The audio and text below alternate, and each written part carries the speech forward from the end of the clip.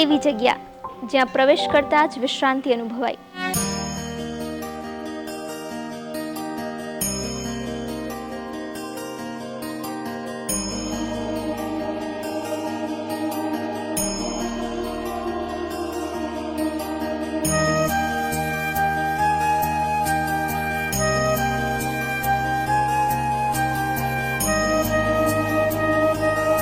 એક એવી જગ્યા જ્યાં વિશ્વ માતાનો નિવાસ હોય.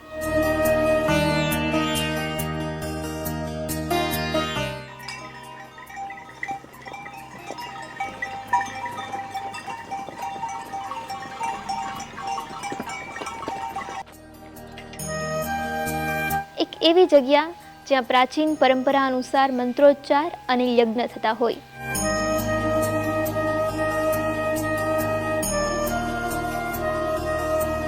એક એવી જગ્યા જ્યાં બાળકોને ધાર્મિક મૂલ્યો શીખવવા માટે પાઠશાળા હોય અને મુલાકાતીઓ માટે ભોજનશાળા પણ હોય. સામાન્ય રીતે આવી જગ્યા એટલે આશ્રમ, પરંતુ અહીં આશ્રમનો થોડો વિશેષ અર્થ થાય છે. આશ્રમનો મતલબ છે આ શ્રમ કર. અંતિમધામ આશ્રમમાં આપનું સ્વાગત છે. સૌથી પહેલા મળીએ કરુણાની દેવી અને પોતાના અસ્તિત્વથી જ સમગ્ર વિશ્વનું કલ્યાણ કરનારી વિશ્વમાતા ગૌમાતાને.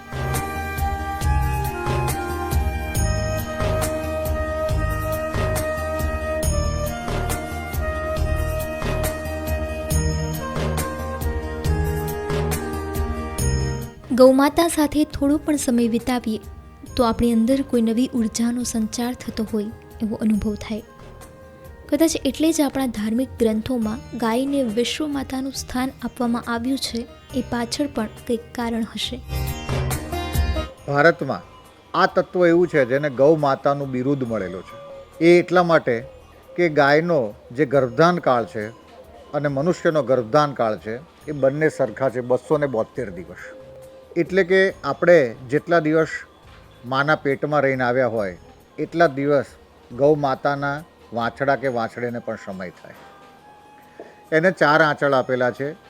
આગલા 2 એના વાછડા કે વાછડી માટે અને પાછલા 2 મનુષ્ય અને દેવ માટે.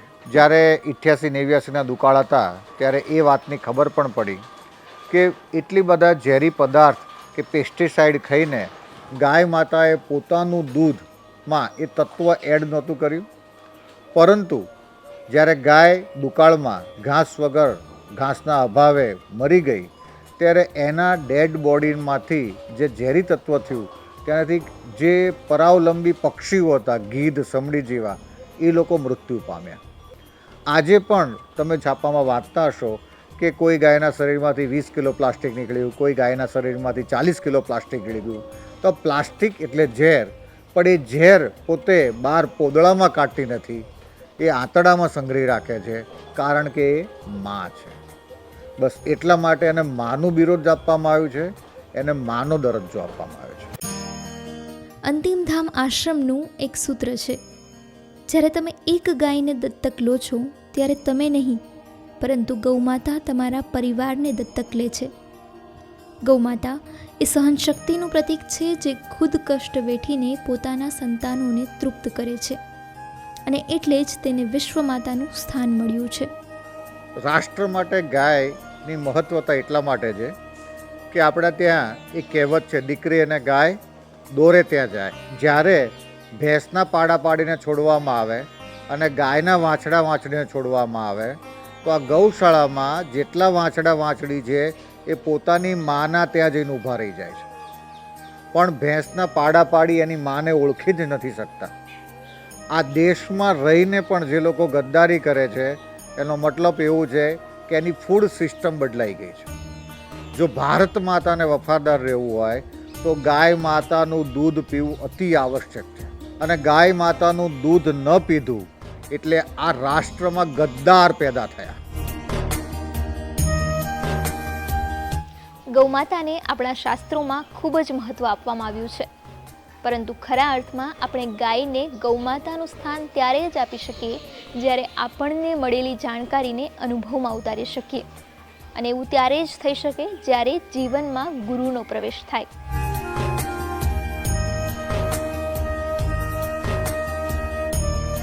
ગુરુનો શબ્દ એ ગૂઢ અને ગહન કહી શકાય એવો છે, જેનો મૂળભૂત અર્થ થાય છે ગુ વત્તા રૂ, એટલે તમારા આત્માને શરીરમાંથી બહાર કાઢીને એને પાછો અંદર પ્રસ્થાપિત કરી નાખે એનું નામ ગુરુ. ગુરુ એ તમારા એ સમીકરણોનું સોલ્યુશન છે જે તમારા જન્મનો તમને ઉદ્દેશ તમને સર કરાવે અને એનાથી તમને એ ધ્યેય ઉપર લઈ જાય, આધ્યાત્મિક પ્રગતિ ઉપર લઈ જાય. ગુરુ ગોવિંદ દોનો ખડે કાકે લાગુ પાઈ, બલિહારી ગુરુ આપને ગોવિંદ દિયો દિખાઈ. હવે આ જ દોહાને જરા નવા દ્રષ્ટિકોણથી સાંભળીએ. મારો પોતાનો એક લખેલો દોહો છે કે ગુરુ ગોવિંદ દોનો ખડે કિસકો લાગો પાય, ઉनको લાગો પાય, જો ગોવિંદ બતાતે બતાતે ખુદ ગોવિંદ ન બન જાય. સાચા ગુરુ ખોટા ગુરુ એની કોઈ ડેફિનેશન હોતી નથી. એ તો પ્રાપ્ત થયા પછી ખબર પડે કે આ સાચું હોતું કે ખોટું, ત્યારે પરમાત્માની વાત છે. જીવનનું અંતિમ લક્ષ્ય જો ગુરુને શોધીને તેમણે બતાવેલા માર્ગ પર જ ચાલવાનું હોય તો શું ગુરુ શોધવાથી ગુરુ મળી શકે ખરા? તમે જેને શોધી શકો ને એ વસ્તુ છે, આ વસ્તુ નથી, એટલે કે શોધી ન શકાય. તમારી અંદર આત્મસાત એક આત્મનાદ થાય ત્યારે તમને ગુરુ પ્રાપ્ત થાય. એક વ્યક્તિ તમને મળે છે, તેરી ઇબાદત મેં કહાં ઝુક ગયા સર, મુझे પતા હી નહીં ચલા, એને ગુરુ કહેવાય. ગુરુની કોઈ એવી સિમ્પલ ડેફિનેશનમાં શોધવાનો શબ્દ નથી, પણ ગુરુ તમને પ્રાપ્ત થઈ જાય, ગુરુ તમને શોધી લે.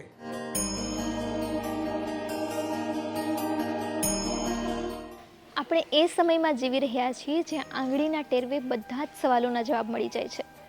તો પછી ગુરુને પણ એ જ રીતે ના શોધી શકાય? જ્ઞાન તો ત્યાંથી પણ મળે જ છે. તો પછી ગુરુ સાપેક્ષ હોવા કેમ જરૂરી છે? ગુરુ સાક્ષાત હોવા જોઈએ.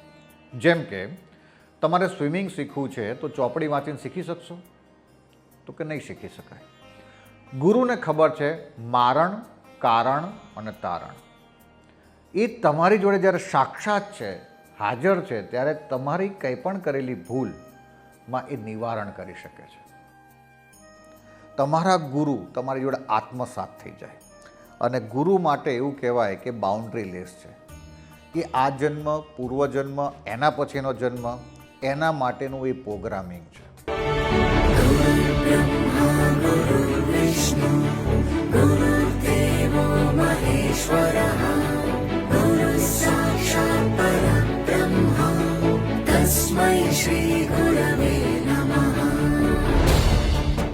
જો ગુરુનું આટલું બધું મહત્વ હોય તો પછી દરેક વ્યક્તિના જીવનમાં ગુરુ તો હોવા જ જોઈએ. પણ જો ગુરુ નથી તો તે શોધની શરૂઆત થાય છે ગિરનારથી. હું બિલકુલ 100% શ્યોર છું કે ગિરનારી મહારાજની કૃપાથી આધ્યાત્મિકતાની શરૂઆત અવશ્ય થઈ જાય. એટલે મને અહીંયા કોઈ પણ પૂછવા આવે છે કે ગુરુ ન મળતા હોય તો શું કરવું, તો પહેલાં જ તમે ગિરનારજી જઈ આવો. ભારતમાં ઘણા બધા હિલ સ્ટેશન હશે, પર્વત હશે, પણ જય માત્ર ગિરનારની આગળ જ લાગે. જ્યારે કોઈ કનેક્ટેડ વ્યક્તિ જાય અથવા એને સંલગ્ન વ્યક્તિ જાય અને ગિરનારની મહારાજને એવું થાય કે એને અર્પણ કરવું છે, તો કોઈ પણ જાતનું વાંચન વગર, અભ્યાસ વગર એને જ્ઞાન આત્મસ્ફૂર્ણાથી પ્રાપ્ત થઈ જાય છે. ગિરનાર એ આધ્યાત્મિકતાનો પ્રવેશ દ્વાર છે. ઘણા લોકોની આધ્યાત્મિક ભૂખ અડીખમ ઉભેલ ગિરનારે સંતૃપ્ત કરી છે. અહીં અંતિમધામ આશ્રમમાં પણ ગિરનારી મહારાજની કૃપાથી અખંડ ધૂણી દખી રહી છે, જે ગિરનારની પવિત્રતા અને આધ્યાત્મિકતાનો સાક્ષાત્કાર કરાવે છે. આ અખંડ ધૂણી પર ઘણા લોકોને એક સંકલ્પ માત્રથી સમસ્યાઓના સમાધાન મળ્યા છે. આપણી પાછળ જે અખંડ ધૂણો છે એ ગિરનારી મહારાજનો ધૂણો છે, જે અરણી મંથન દ્વારા અગ્નિ પ્રજ્વલિત થયો હતો. એટલે અહીંથી જે પણ નાદ કરવામાં આવે છે, આજે પણ આશ્રમમાં સાંજની આરતી થાય ત્યારે ગિરનારી મહારાજની જય પણ અહીંથી જ આપણે બોલાવીએ છીએ.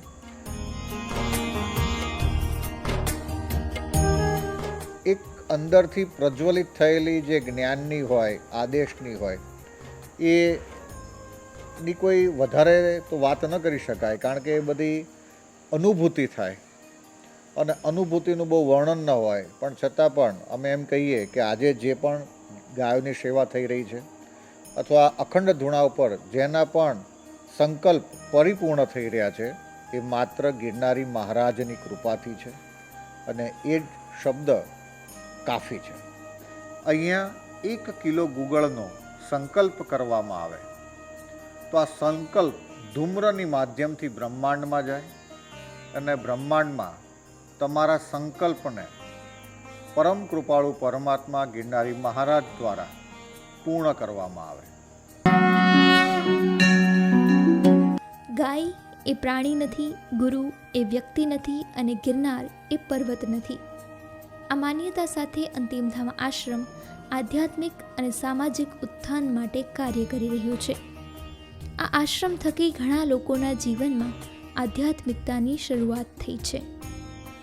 ગૌમાતાના પ્રેમ, કરુણા અને વાત્સલ્યનો અનુભવ કરવો હોય તો એક વખત તેની સાથે થોડો સમય વિતાવવો પડે. જ્યારે તમે તેને વહાલ કરશો ત્યારે તમે તેને નહીં, પરંતુ તે તમને વહાલ કરી રહી છે તેવો અનુભવ ચોક્કસ થશે.